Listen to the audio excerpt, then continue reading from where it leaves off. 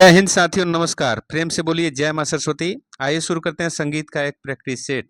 आने वाली सभी परीक्षाएं जैसे BPSC TRE 4, state, CTET, net, JRF, जिसमें संगीत से प्रश्न पूछे जाएंगे, उन सभी परीक्षाओं के लिए यह वीडियो आपके लिए रामबाण सिद्ध होने वाला है। तो आइए शुरू करते हैं। पहला प्रश्न इसमें आपसे पूछा गया है, आपको सुमेलित करना है। ठीक है जी, सुमेलित करिए। इसमें इधर दिया गया है आपका पद, और यहाँ सूची 2 में इसके खंड दिए गए हैं। तो पद में कितने कितने खंड होते हैं आपको जो है सुमेलित करना है। तो एक का सही उत्तर हो जाएगा आपका, देखिए एक का सही उत्तर हो जाएगा। देखिए पद का खंड होता है नोम तोम बंदी सुपज, तो एक का आप 3 से मिला दीजिए। ठीक है जी, एक का 3 से मिला दीजिए। उसके बाद जो है आपको गीतक, गीतक का खंड क्या क्या होता है, तो स्वर, पद, ताल और मार्ग। तो एक बी का आप 4 से मिला दीजिए, बी को आप 4 से मिला दीजिए। और देखिए ध्रुपद, ध्रुपद के अंग होते हैं अस्थाई, अंतरा, संचारी, अभोग, मतलब आप 1 से मिला दीजिएगा। और प्रबंध के देखिए, प्रबंध को आप 2 से मिला दीजिए। तो उद्ग्राह, मेलापक और ध्रुव प्रबंध के 3 भाग हैं। तो आंसर क्या हो जाएगा जी, 3, उसके बाद 4, उसके बाद 1, उसके बाद 2। 3 4 1 2 देखिए किस कूट में दिया गया है, 3 4 1 2, तो आपका बी हो गया आंसर। आप इसका व्याख्या पढ़ लीजिएगा। देखिए क्वेश्चन 2 नंबर पूछ रहा है। क्वेश्चन 2 नंबर में पूछा जा रहा है, देखिए निम्न में कौन सा वाद्य सारिका रहित है। सारिका रहित वाद्य यंत्र को बताना है आपको। तो 2 का सही उत्तर हो जाएगा आपका सूर सिंगार। क्या जी, सूर सिंगार, बी डी आंसर हो गया। इसका व्याख्या पढ़ लीजिए। सूर सिंगार वाद्य सारिका रहित है। इसका देखिए सूर सिंगार यह वाद्य रबाब के आकार का किंतु कुछ चौड़ा और लंबा, इसकी तंत्रियों की संख्या वही है जो रबाब में होती है। इसको थोड़ा छोटा कर लेते हैं, देखिए इसको छोटा करते हैं। देखिए रबाब, आगे पढ़िए। रबाब की भांति यह भी सारिका विहीन या पर्दों से विरहित होता है।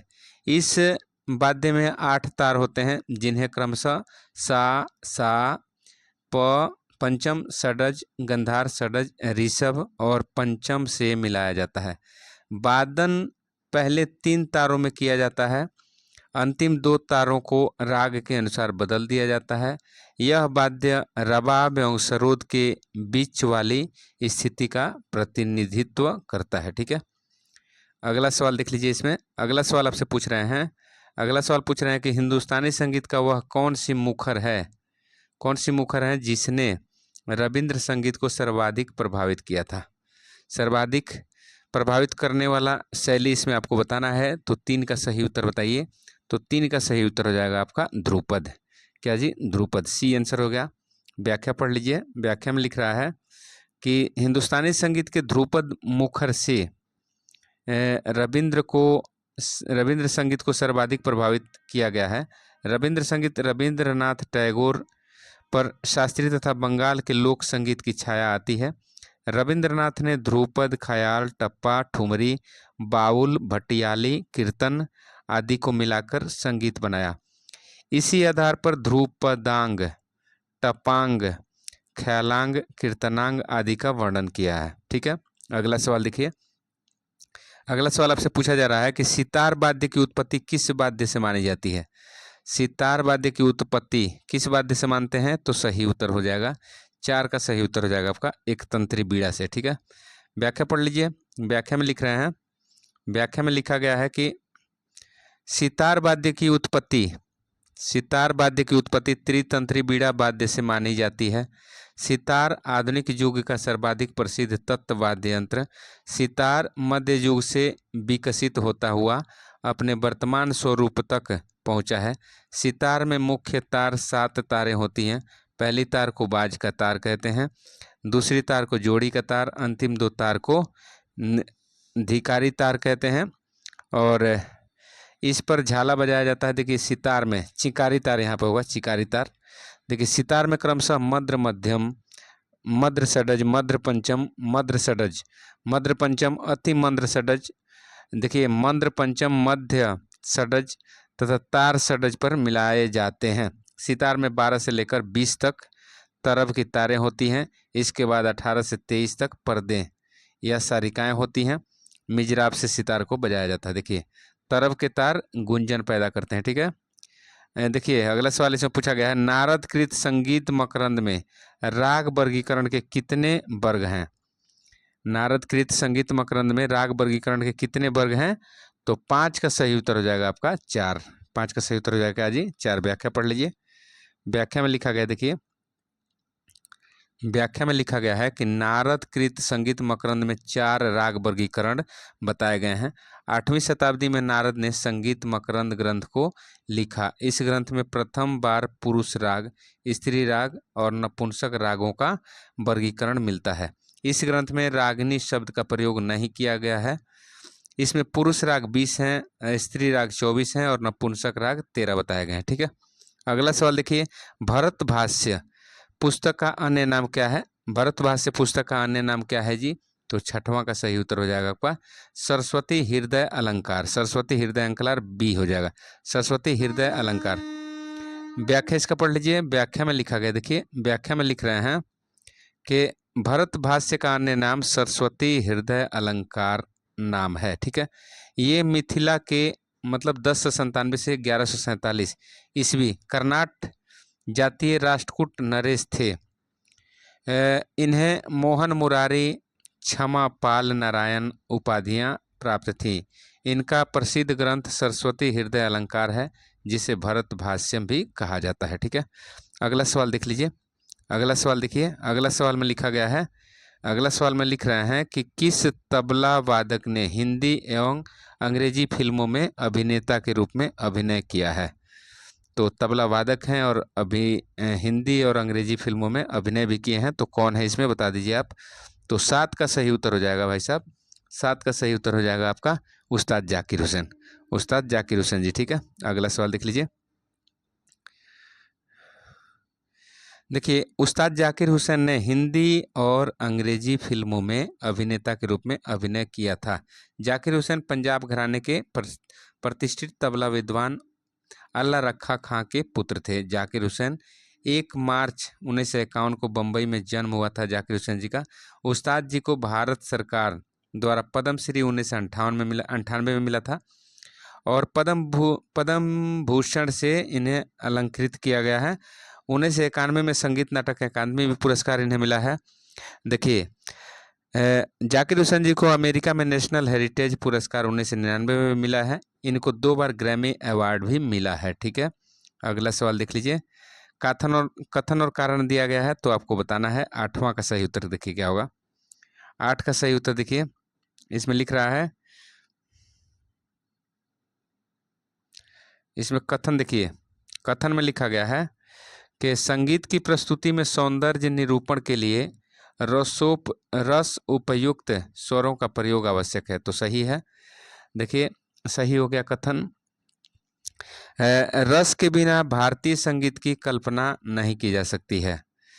तो 8 का सही उत्तर क्या हो जाएगा जी? 8 का सही उत्तर हो जाएगा रस के बिना तो कल्पना किया ही नहीं जा सकता, तो ये भी सही है। तो मतलब कथन और कारण दोनों सही है। तो देखिए किसमें दिया है, तो कथन और कारण ए और आर दोनों दिया है, आर्गुमेंट और रीजन दोनों जो है सही है। ठीक है, व्याख्या आप इसको पढ़ सकते हैं। देखिए 9 नंबर सवाल में लिखा गया है कि विदुषी किशोरी अमोनकर के घराना का नाम बताइए। विदुषी किशोरी अमोनकर के घराना का नाम आपको बताना है। तो 9 नंबर का सही उत्तर हो जाएगा आपका जयपुर घराना है इनका। ठीक है, जयपुर घराना। व्याख्या पढ़ लीजिए। व्याख्या में लिखा गया है, व्याख्या में लिख रहे हैं कि विदुषी किशोरी अमोनकर का घराना जयपुर है। इनका जन्म 10 अप्रैल 1932 को बम्बई में हुआ था। इनकी माता मोगूबाई कोर्डीकर भी अत्रौली जयपुर घराने की मशहूर शास्त्रीय गायिका थी। किशोरी अमोनकर को भारत सरकार द्वारा पद्म विभूषण पुरस्कार से सम्मानित किया गया तथा इनकी मृत्यु 3 अप्रैल 2017 को बम्बई में हुआ था। ठीक है, अगला सवाल आपसे पूछा जा रहा है कि भारत का संगीत सिद्धांत पुस्तक के लेखक का नाम आपको बताना है। भारत का संगीत सिद्धांत पुस्तक के लेखक कौन है? तो सही उत्तर हो जाएगा आपका 10वां का सही उत्तर हो जाएगा आपका आचार्य बृहस्पति। आचार्य बृहस्पति, आंसर बी हो गया। व्याख्या पढ़ लीजिए। व्याख्या में लिख रहे हैं कि भारत का संगीत सिद्धांत पुस्तक के लेखक आचार्य बृहस्पति जी हैं। बृहस्पति जी संगीत चिंतामणि नामक ग्रंथ के अतिरिक्त अन्य महत्वपूर्ण ग्रंथों की भी रचना की, जिसमें मुसलमान और भारतीय संगीत नामक ग्रंथ वर्ष 1974 में प्रकाशित हुआ। इन्होंने कुछ रागों की रचना भी किया था, जैसे प्रभात रंजनी, संजोग, अनंग रंजनी। ठीक है जी, इसमें प्रमुख है, बृहस्पति जी द्वारा आविष्कृत राग है। ठीक है, अगला सवाल देख लीजिए। संगीत रत्नाकर के अध्यायों का विस्तृत अध्ययन, यह शोध विषय किस शोध पद्धति में आता है? देखिए, संगीत रत्नाकर के अध्यायों का विस्तृत अध्ययन, यह शोध विषय किस शोध पद्धति में आता है? तो 11 का सही उत्तर हो जाएगा आपका, 11 का सही उत्तर हो जाएगा ऐतिहासिक शोध, ऐतिहासिक शोध। ठीक है जी, अगला सवाल देख लीजिए। अगला सवाल, इसका व्याख्या आप पढ़ सकते हैं। 12 नंबर सवाल में पूछा गया है कि राग दरबारी किस रस का राग है? राग दरबारी जो है किस रस का राग है, आपको बताना है। तो 12 का सही उत्तर हो जाएगा आपका, 12 का सही उत्तर है करुण रस का। ठीक है जी, करुण रस। आप इसकी व्याख्या पढ़ लीजिए। राग दरबारी करुण रस का राग है, लिख रहा है इसमें। राग दरबारी असावरी थाट से उत्पन्न है, इसकी जाति वक्र संपूर्ण है। वादी इसका, वादी संवादी, संवादी इसका देखिए, वादी ऋषभ और संवादी पंचम। न्यास के स्वर षडज ऋषभ पंचम। गायन समय इसका मध्य रात्रि होता है और संप्रकृति राग है राग अडाना, मिड प्रधान राग है यह। ठीक है, अगला सवाल देख लीजिए। राग भैया, राजा भैया पूंछ वाले, राजा भैया पूंछ वाले किस घराने के थे?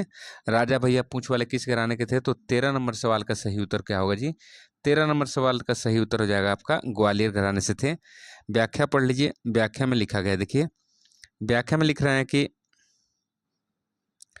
राजा भैया पूंछ वाले, देखिए राजा भैया पूंछ वाले ग्वालियर घराने से संबंधित हैं। ग्वालियर घराना, इसका आरंभ नत्थन पीर बख्श को माना जाता है। इस घराने के प्रमुख कलाकार निसार हुसैन, मेहंदी खां हुसैन, नाजिर खां, रामकृष्ण बुआ, शंकर राव पंडित, राजा भैया पूंछवाले, बाबा दीक्षित, वसुदेव राव जोशी, बालकृष्ण बुआ इचलंजीकर, विष्णु दिगंबर पलुस्कर, सभी ग्वालियर घराने के कलाकार हैं। देखिए, अगला सवाल है लोचनकृत, कवि लोचनकृत राग तरंगिणी में अध्यायों की संख्या बता दीजिए। अध्यायों की संख्या किनको दी गई है? अध्यायों की संख्या किनको दी गई है? तो 14 का सही उत्तर हो जाएगा आपका, 14 का सही उत्तर हो जाएगा तरंग। अध्यायों को उसमें तरंग कहा गया है, राग तरंगिणी में। ठीक है, व्याख्या पढ़ लीजिए। लोचनकृत राग तरंगिणी में अध्यायों को तरंग कहा जाता है। देखिए, सादरा किससे संबंधित है, आपको बताना है। 15 का सही उत्तर बताइए, सादरा किससे संबंधित है? तो 15 का सही उत्तर हो जाएगा आपका, 15 का सही उत्तर हो जाएगा ध्रुपद। ध्रुपद से संबंधित है सादरा। देखिए, इसकी व्याख्या पढ़िए, स्पष्ट होगा। सादरा ध्रुपद से संबंधित है। ध्रुपद आधुनिक प्रबंध गायन शैली, आधुनिक प्रबंध गायन शैली में ध्रुपद का स्थान मुख्य है।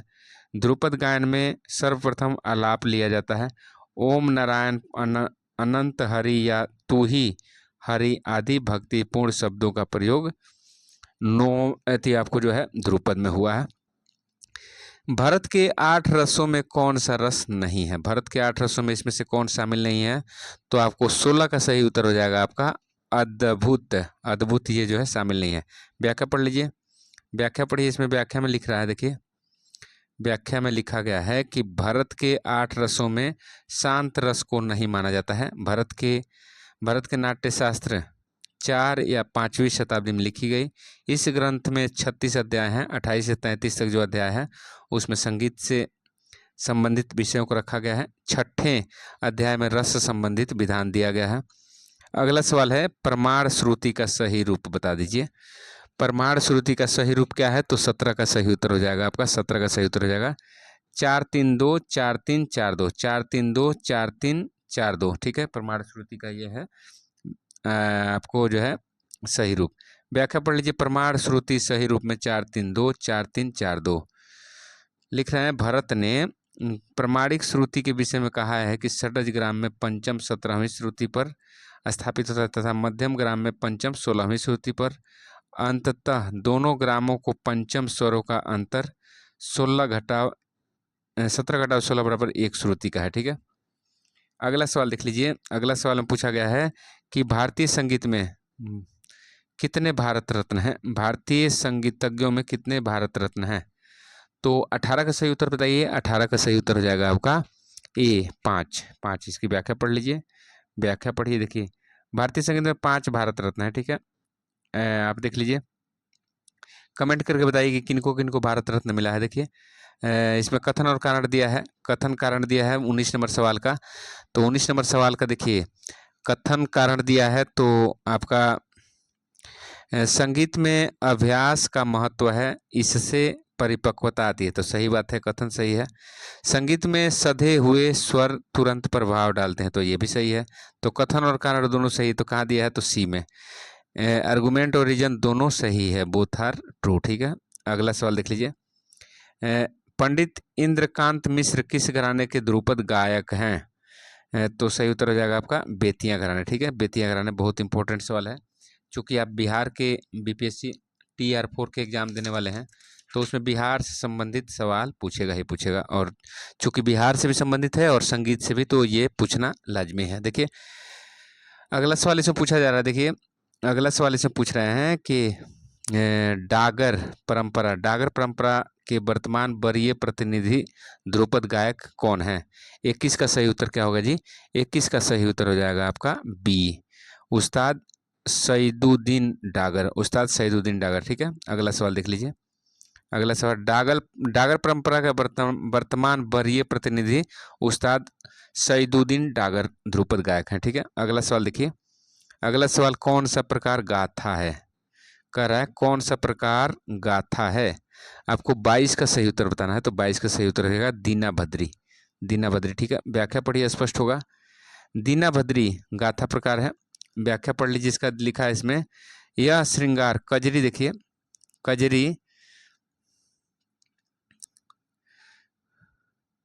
कजरी रस से पूर्ण एक गीत प्रकार है। कजरी जो है एक पूर्ण रस गीत प्रकार है, इसमें विरह प्रेम सभी प्रकार के भाव देखने को मिलते हैं। मुख्य रूप से यह सावन के महीने का विरह गीत है। अवध क्षेत्र कजरी गीत के लिए प्रमुख है। कजरी गीत अवधी, ब्रज, बुंदेलखंडी, भोजपुरी आदि बोलियों में गाए जाते हैं। झूमरा क्या है?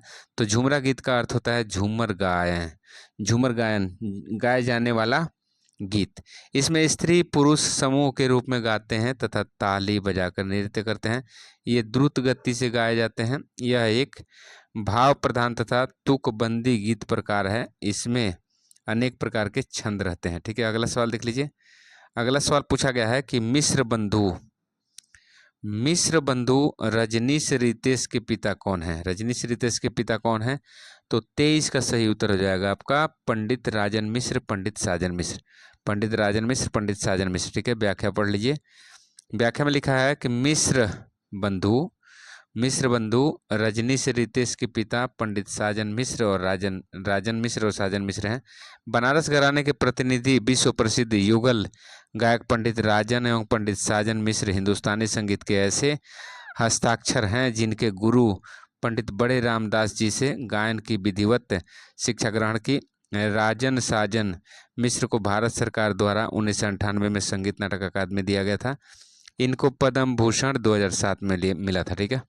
अगला सवाल देख लीजिए, अगला सवाल लिख रहा है कि समदाउन किस क्षेत्र की लोक गायन शैली है? समदाउन तो बिहार की है। देखिए समदाउन बिहार क्षेत्र की गायन शैली है। इसमें देखिए लिख रहा है कि बिहार का लोक नृत्य कौन कौन है? छऊ, कर्मा, घुमकुड़िया, सोहराई, जात्रा, विदेशिया, जट जटनी आदि। गुजरात का गरबा है, डांडिया है, गणपति भजन है, लास्या है, इकोलिया है, पड़िहारी नृत्य है, रासलीला है, दीपक नृत्य है, भवई है। और पश्चिम बंगाल का क्या क्या है? तो गंभीर है, कीर्तना है, मरसिया है, ढाली है, रामवेश है, काठी है, जात्रा है, बाउल है। तो ये सभी जो है आपका पश्चिम बंगाल का लोक नृत्य है। अगला सवाल देख लीजिए, भिखारी ठाकुर किस भाषा के लोक गीतकार, नाटककार एवं लोक गायक थे? तो सही उत्तर इसका देखिए, सही उत्तर इसका क्या होगा? सही उत्तर देखिए आपका, देखिए सही उत्तर आपका क्या होगा जी इसका? तो सही उत्तर इसका हो जाएगा भिखारी ठाकुर जो थे भोजपुरी लोक गीतकार, नाटककार, लोक गायक, भोजपुरी गायक थे, ठीक है। 26 का सही उत्तर देखिए, 26 का सवाल पूछा जा रहा है। 26 का सवाल पूछ रहे हैं कि संगीत कार्यालय हाथरस के संस्थापक कौन है? तो सही उत्तर हो जाएगा काका हाथरसी, काका हाथरस ही हाथरस घराने के हाथरस के संस्थापक। देखिए रहस्य खाना,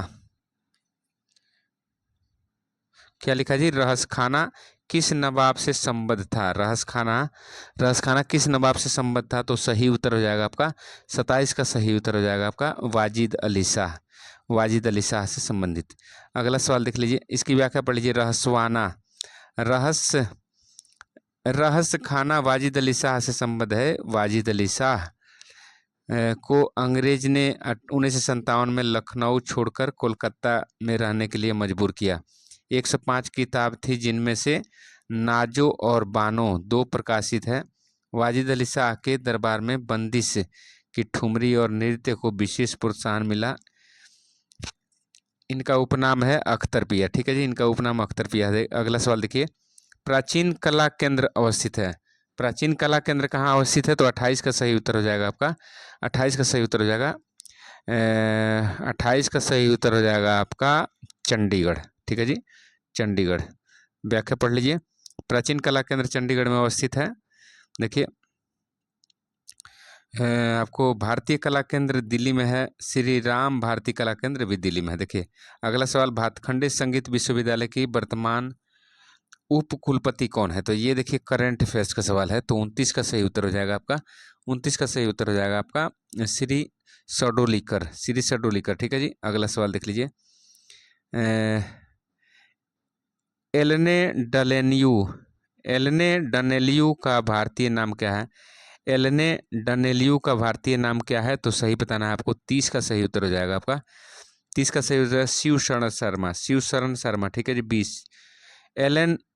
एनएलयू का भारतीय नाम शिव शरण शर्मा था। शिव शरण शर्मा संतूर वादक। देखिए अगला सवाल देख लीजिए, इसमें अगला सवाल पूछ रहे हैं कि भारतीय शास्त्रीय संगीत के वर्तमान वरीय संगीतविद कौन है? भारतीय शास्त्रीय संगीत के वर्तमान वरीय संगीतविद कौन है? तो 31 का सही उत्तर हो जाएगा आपका 31 का सही उत्तर हो जाएगा professor RC Mehta, professor RC Mehta. ठीक है, डी हो गया। व्याख्या पढ़ लीजिए, भारतीय शास्त्रीय संगीत के वर्तमान वरीय प्रोफेसर आरसी मेहता संगीतविद हैं। पंडित विनायक राव पटवर्धन विष्णु दिगंबर पुरस्कार के शिष्य थे। विनायक राव पटवर्धन ख्याल गायन के साथ साथ तराना गाने में भी निपुण थे। इनका राग विज्ञान 7 भागों में प्रकाशित है। इनके शिष्यों में डीबी पलुस्कर, पंडित वीडी पलुस्कर, पंडित विष्णु दिगंबर पुरस्कार प्रमुख हैं। ठीक है, अगला सवाल देख लीजिए, निम्न में से कौन सी विदेशी संगीत वादक हैं? निम्न में से कौन से विदेशी संगीत वादक हैं? तो 32 का सही उत्तर हो जाएगा आपका 32 का सही उत्तर हो जाएगा आपका डॉक्टर जोप बोर, डॉक्टर जोप बोर। देखिए डी हो जाएगा, डॉक्टर जोप बोर विदेशी गायक हैं। ठीक है, एक अगला सवाल देख लीजिए। अगला सवाल इसमें पूछा गया है, पंडित विष्णु दिगंबर परंपरा के वर्तमान प्रतिनिधि कलाकार कौन है? तो सही उत्तर हो जाएगा पंडित विद्याधर व्यास, पंडित विद्याधर व्यास। व्याख्या पढ़ लीजिए, विष्णु दिगंबर परंपरा के वर्तमान प्रतिनिधि कलाकार पंडित विद्याधर व्यास जी हैं। व्यास जी का जन्म 8 सितंबर 1944 को हुआ था। ये उत्तरी भारतीय शास्त्रीय गायन की पलुस्कर शैली का एक समकालीन घातांक हैं। यह ग्वालियर घराने से संबंधित हैं। इनके पिता का नाम नारायण व्यास था। इनको 2007 में संगीत नाटक अकादमी पुरस्कार से सम्मानित किया गया। ठीक है, अगला सवाल आपसे पूछा जा रहा है कि मीरात ए देहली के लेखक कौन है? मीरात ए देहली के लेखक कौन है? मीरात ए देहली के लेखक कौन है? तो 34 का सही उत्तर हो जाएगा आपका 34 का सही उत्तर हो जाएगा दरगाह कुली खां, दरगाह कुली खां। ठीक है, व्याख्या पढ़ लीजिए, मीरात ए देहली के लेखक दरगाह कुली खां थे। अगला सवाल है, पंडित रामाश्रय झा राम रंगकृत अभिनव गीतांजलि कितने भागों में है? रामाश्रय झा राम रंगकृत अभिनव गीतांजलि कितने भागों में है? तो 35 का सही उत्तर हो जाएगा आपका 35 का सही उत्तर हो जाएगा 5 भागों में। ठीक है, अगला सवाल देख लीजिए, पंडित रामाश्रय झा राम रंगकृत अभिनव गीतांजलि 5 भागों में विभक्त है। देखिए पंडित जी का जन्म 11 अगस्त 1928 को हुआ था। हिंदुस्तानी शास्त्रीय संगीत के एक प्रतिष्ठित संगीतकार, विद्वान, शिक्षक थे। 2005 में राम रंग ने संगीत नाटक अकादमी पुरस्कार संगीत नृत्य और नाटक के भारत के राष्ट्रीय अकादमी से संगीत नाटक अकादमी पुरस्कार प्राप्त किया। इनके शिष्यों में कमल बोस, शुभा मुदगल और गीता बनर्जी हैं। इनकी मृत्यु 1 जनवरी 2009 को कोलकाता में हुआ। ठीक है, अगला सवाल देख लीजिए।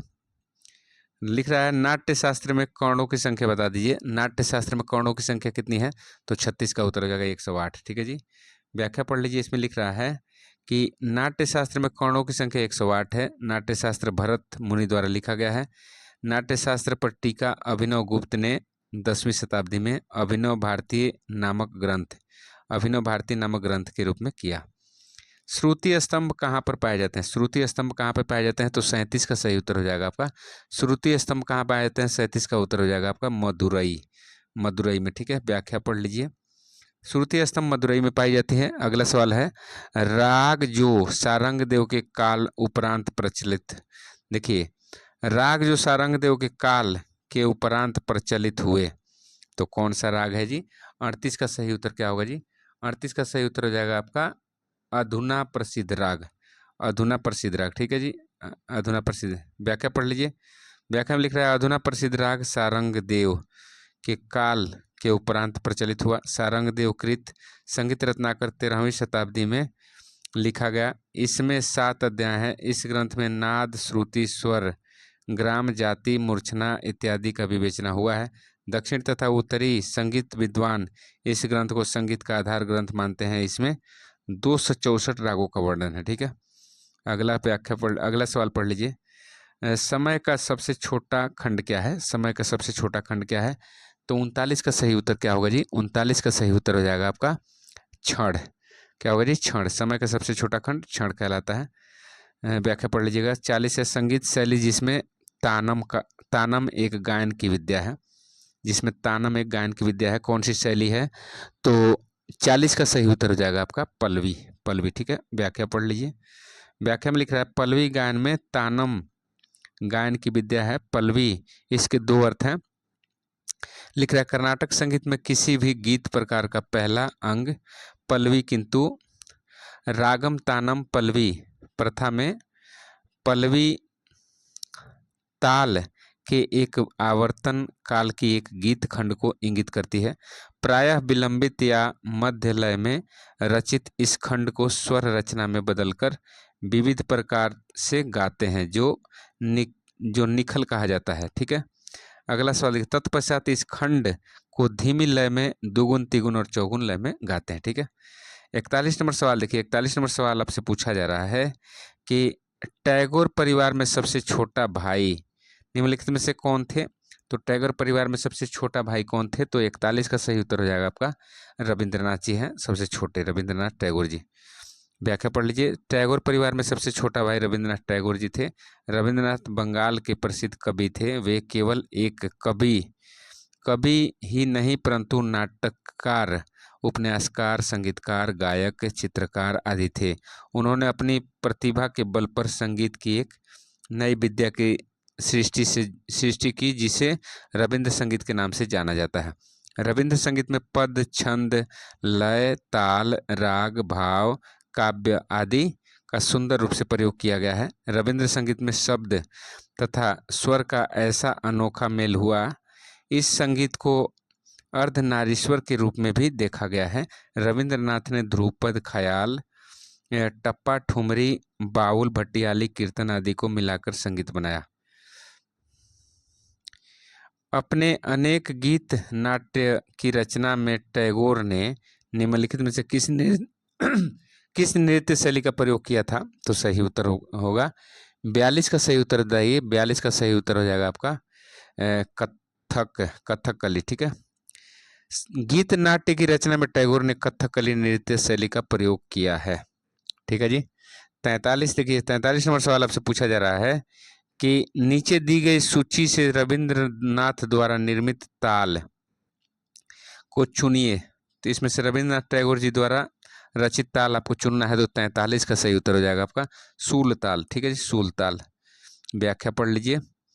रविंद्रनाथ टैगोर द्वारा निर्मित ताल सुल्फंक ताल है। सुल्फंक ताल यह 10 मात्रे की ताल है। देखिए, सुल्फंग ताल, यह 10 मात्रा की ताल है, इसमें 3 विभाग है, 4 2 4, मतलब डी हो जाएगा आंसर। यहाँ पे सी छापा है तो डी कर लीजिएगा, ठीक है। इसके बोल क्या है जी? बोल क्या है? धा धेड़े नाग धिन धेड़े नग न धिन न घेड़े नग, ठीक है। तो ये रविंद्रनाथ टैगोर जी द्वारा सुरफंक ताल का आविष्कार किया गया।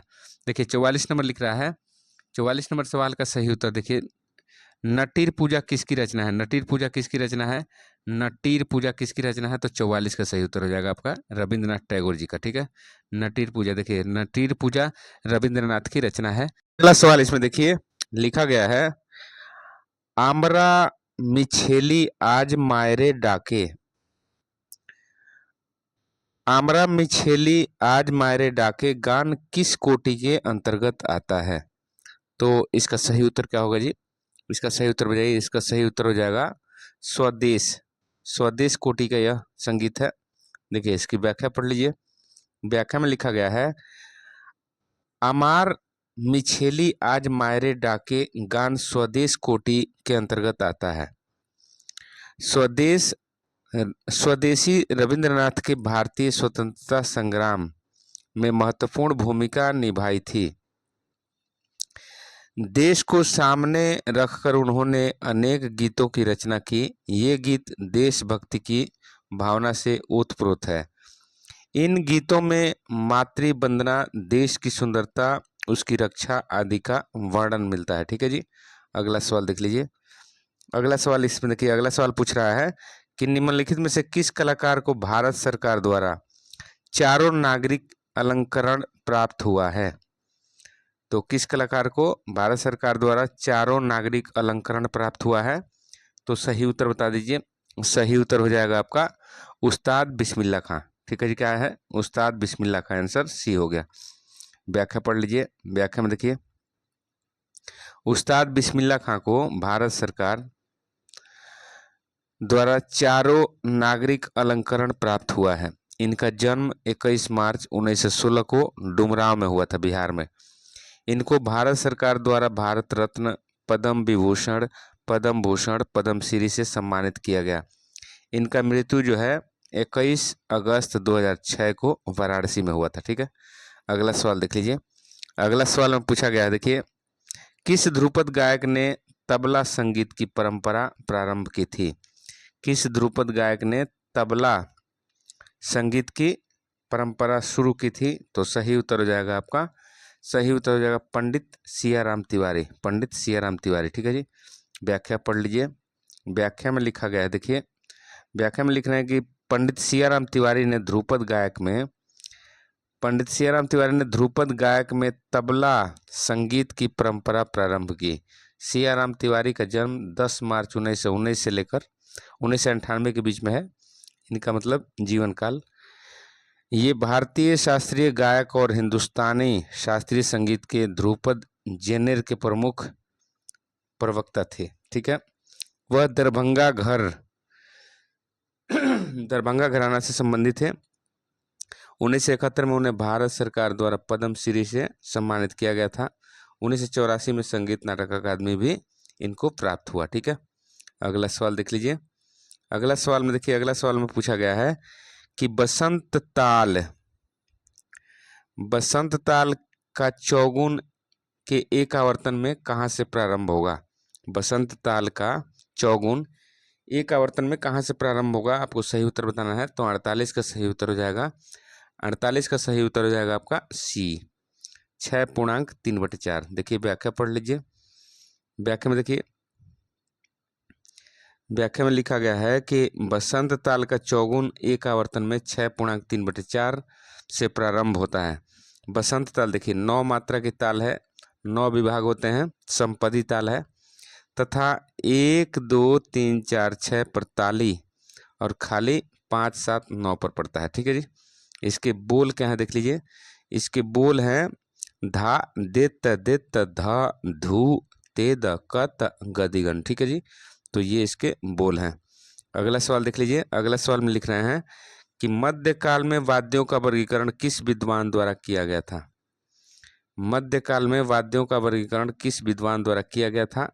तो 49 का सही उत्तर बताइए। तो 49 का सही उत्तर हो जाएगा आपका सारंग देव जी द्वारा। ठीक है जी, सारंग देव जी द्वारा। व्याख्या पढ़ लीजिए। व्याख्या में लिखा गया, देखिए व्याख्या में लिख रहे हैं, मध्यकाल में वाद्यों का वर्गीकरण सारंग देव द्वारा किया गया था। संगीत रत्नाकर ग्रंथ की रचना 13वीं शताब्दी में सारंग देव द्वारा किया गया है। सारंग देव ने वाद्यों का वर्गीकरण वाद्य अध्याय के 6ठे अध्याय में किया है। इस अध्याय में तत्त, सुशीर, घन, औनद आदि वाद्यों का परिचय मिलता है और इसी में जो है शैली के गुण, दोष आदि का भी वर्णन मिलता है। ठीक है जी, गायन शैली के, बनावट शैली के गुण जो है और दोष इसमें मिलता है।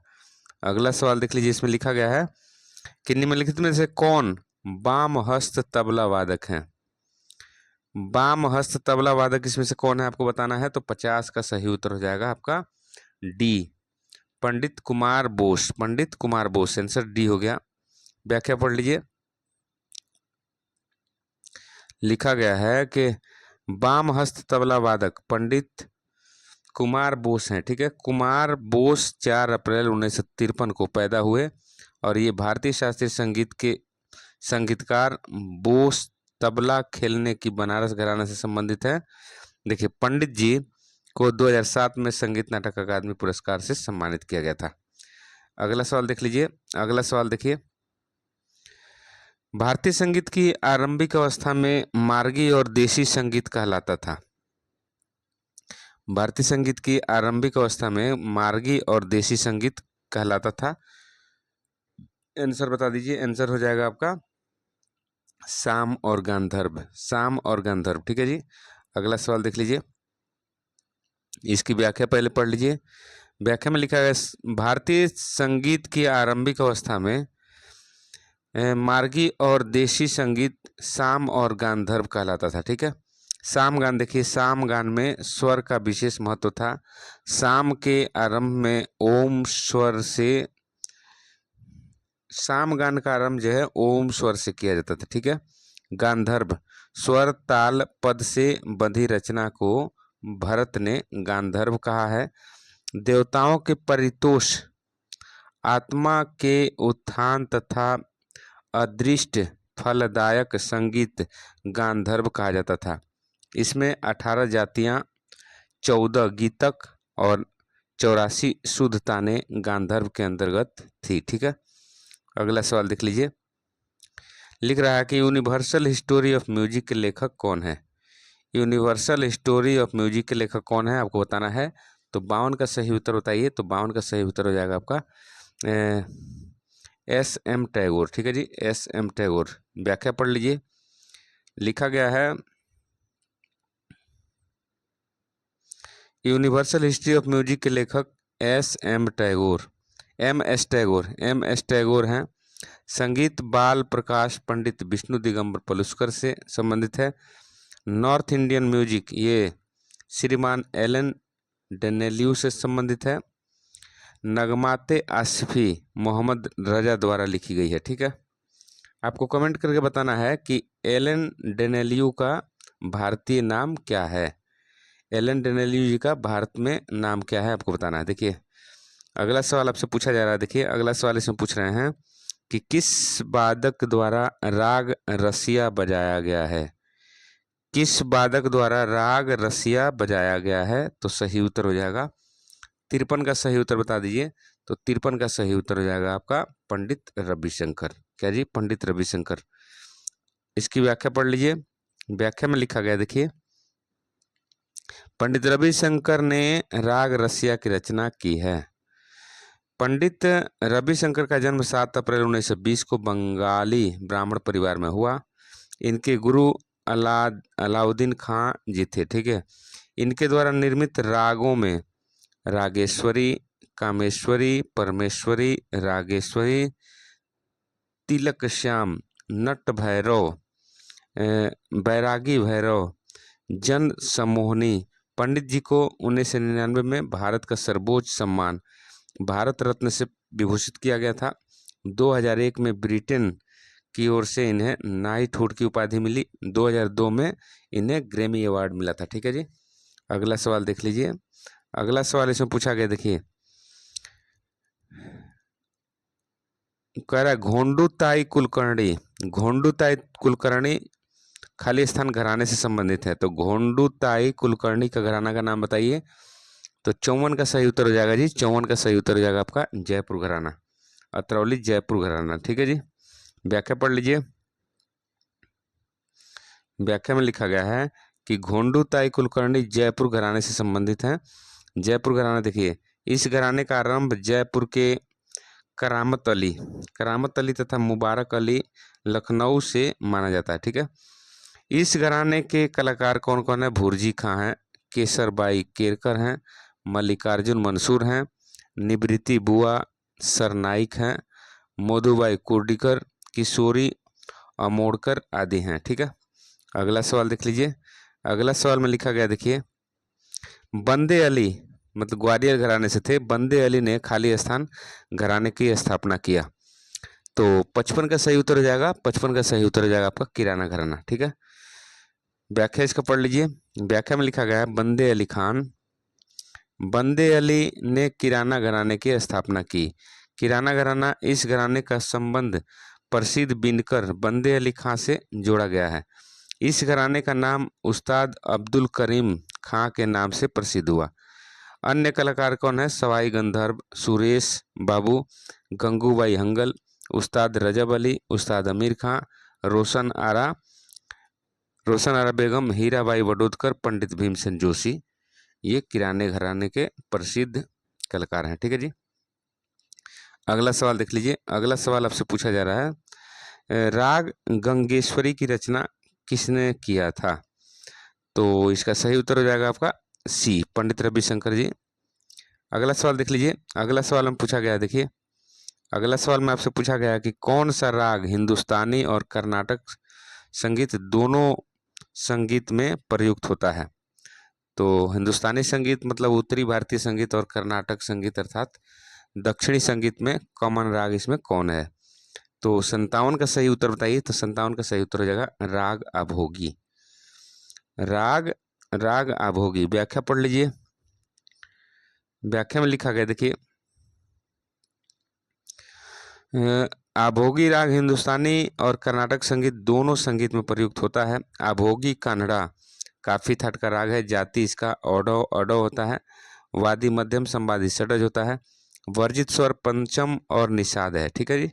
न्यास का स्वर मध्यम षडज है। गायन समय रात्रि का दूसरा पहर है। सम प्रकृति राग दुर्गा है, शिवरंजनी है। ठीक है। अगला सवाल देख लीजिए। रावण हत्था किस राज्य से संबंधित है? रावण हत्था वाद्य यंत्र जो है किस राज्य से संबंधित है? तो सही उत्तर बता दीजिए। सही उत्तर आपका हो जाएगा राजस्थान। ठीक है जी, राजस्थान।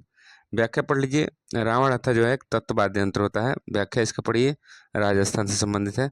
रावण हत्था वाद्य का संबंध राजस्थान से है। रावण हत्था एक भारतीय वाद्य यंत्र है।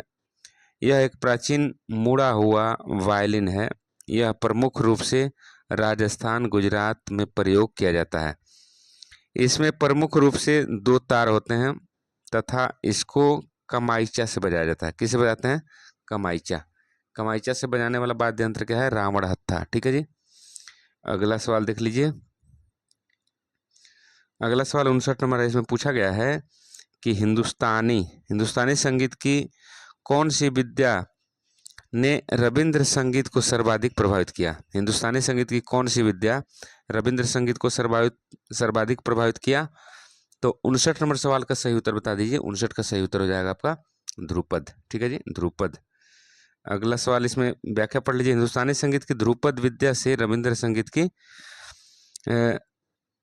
मतलब हिंदुस्तानी संगीत की ध्रुपद गायन शैली जो है रविंद्र संगीत को काफी प्रभावित किया। देखिए अगला सवाल है भरत लिखा गया है।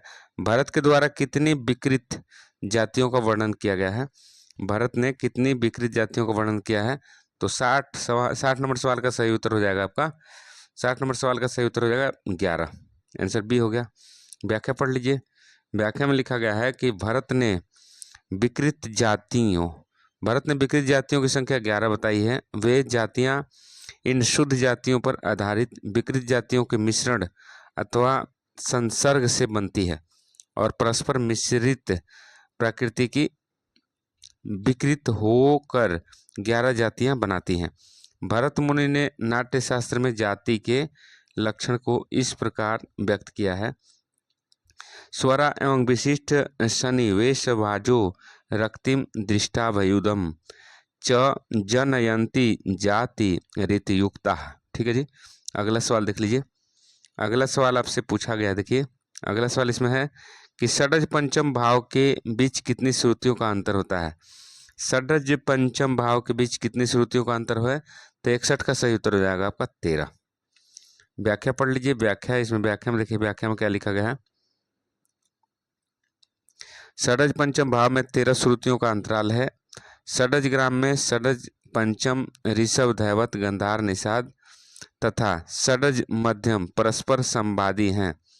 संवादी स्वर वह होते हैं जिनमें 9 या 13 श्रुतियों का अंतर रहता है। अगला सवाल देखिए, उद्गाता किस गान से संबंधित है।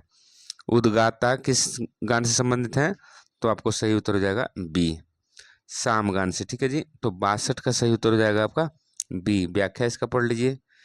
व्याख्या में लिखा गया है, देखिए व्याख्या में लिख रहे हैं कि उद्गाता साम गान से संबंध है। साम गान में स्वर का विशेष महत्व था।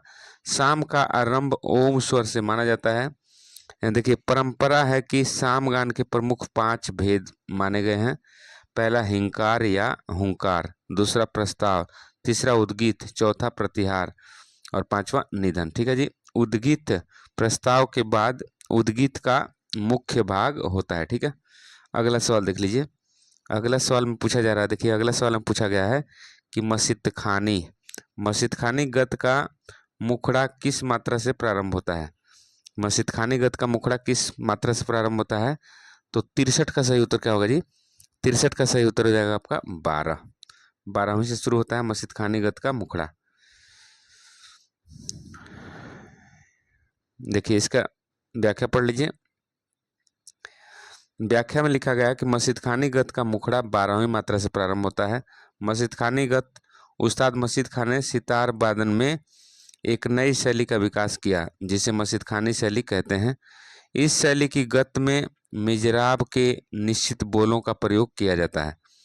यह बोल इस प्रकार दिर दा दिर दारा दादा रा, यह बोल 8 मात्रा के हैं। इन्हीं को 2 बार बजाकर 16 मात्रा पूरी की जाती है। इन गत्तों का प्रारंभ 12वीं मात्रा से किया जाता है तथा यह 3 ताल में होती है। यह गत्तें विलंबित लय में बजाई जाती है। ठीक है। अगला सवाल देखिए। अगला सवाल आपसे पूछा जा रहा है, देखिए अगला सवाल पूछा गया, तानरस खां प्रतिनिधि गायक थे, मतलब किस घराने के प्रतिनिधि गायक थे तानरस खां। तो 64 का बताइए, 64 का सही उत्तर क्या होगा जी। तानरस खां किस घराने से संबंधित है आपको बताना है। तो तानरस खां आपको सही उत्तर हो जाएगा दिल्ली तथा पटियाला घराने से संबंधित है। दिल्ली तथा पटियाला घराना। ठीक है। व्याख्या इसका पढ़ लीजिए। व्याख्या में लिखा गया, देखिए व्याख्या में लिख रहे हैं कि तानरस खां लिख रहा है, तानरस खां दिल्ली तथा पटियाला घराने के प्रतिनिधि गायक थे। दिल्ली घराना, यह घराना ख्याल गायकी का प्राचीन घराना रहा है। इस घराने का जन्म तथा विकास मुगल दरबार में हुआ। बहादुर शाह जफर के गुरु गुलाम हुसैन मतलब मियाँ अचपल इस घराने का संस्थापक माने जाते हैं। पटियाला घराने का वास्तव में दिल्ली घराना ही पटियाला घराना वास्तव में दिल्ली घराना ही रहा, परंतु पंजाब की स्थानीय शैलियों से प्रभावित होने के कारण इसे पंजाब घराना भी कहा जाता है। ठीक है जी। अगला सवाल देख लीजिए। अगला सवाल में पूछा गया है कि गजानन राव जोशी के गुरु का नाम बताइए। गजानन राव जोशी के गुरु का नाम क्या है जी। तो 65 का सही उत्तर हो जाएगा आपका, 65 का सही उत्तर हो जाएगा बालकृष्ण बुआ। ठीक है जी। व्याख्या पढ़ लीजिए।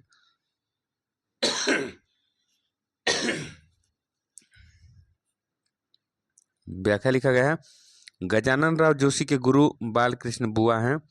गजानन बुआ जोशी का जन्म जनवरी 1911 मतलब इनका जीवन काल जो है 1911 से 1987 है। ठीक है। यह हिंदुस्तानी संगीत के क्षेत्र में एक गायक और वायलिनिस्ट थे। इनको 1972 में संगीत नाटक अकादमी मिला था पुरस्कार।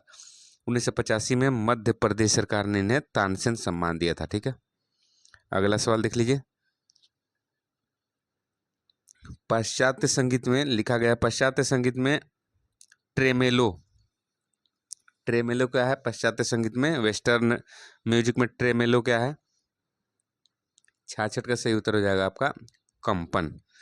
ट्रेमेलो मतलब कंपन पाश्चात्य संगीत में। देखिए व्याख्या पढ़ लीजिए, पाश्चात्य संगीत में ट्रेमेलो को कंपन कहते हैं।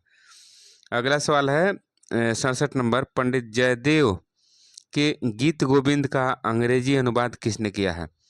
पंडित जयदेव जी का गीत गोविंद जो ग्रंथ है उसका अंग्रेजी अनुवाद किसने किया? तो 67 का सही उत्तर हो जाएगा आपका, 67 का सही उत्तर बता दीजिए। 67 का सही उत्तर हो जाएगा सर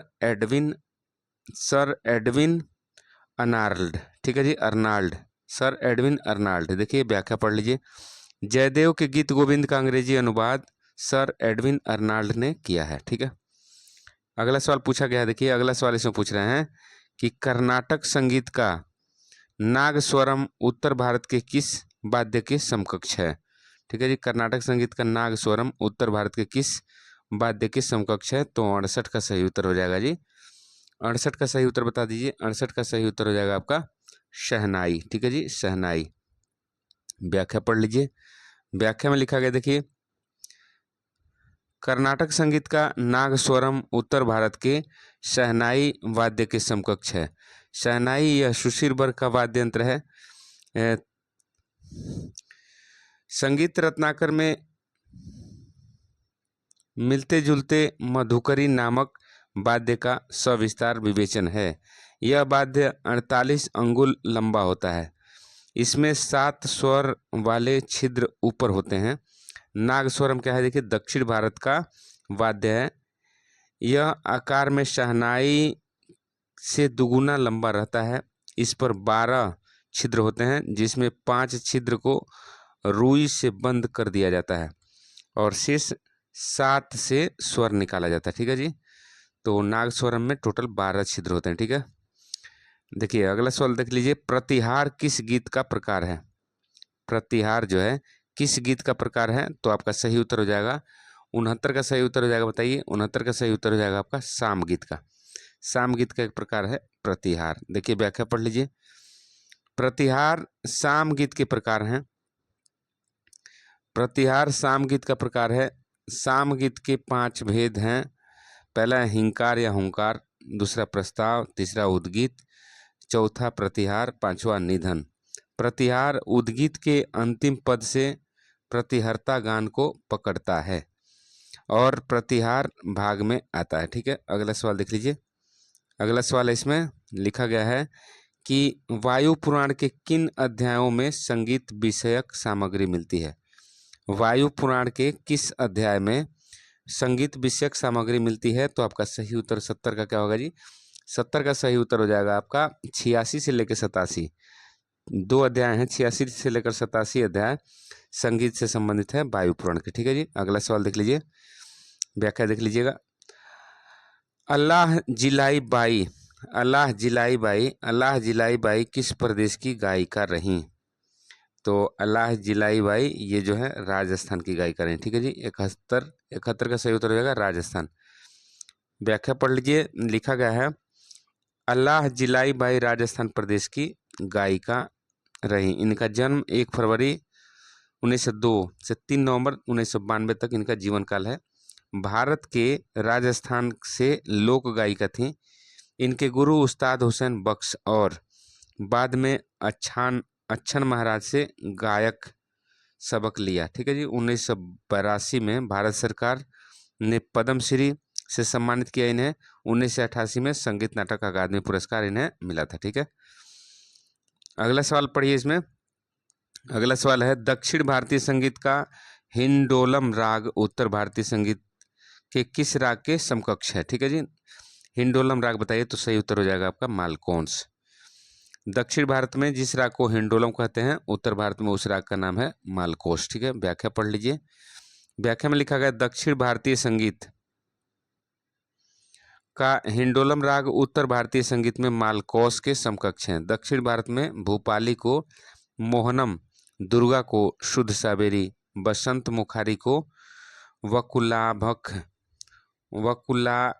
कहते हैं। ठीक है, अगला सवाल देख लीजिए। अगला सवाल इसमें देखिए, अगला सवाल इसमें पूछ रहे हैं कि the musical modes of Hindus, the musical modes of Hindus खाली स्थान किनके द्वारा लिखी गई, मतलब आपको इनका the musical modes of Hindus इसके लेखक का नाम बताना है।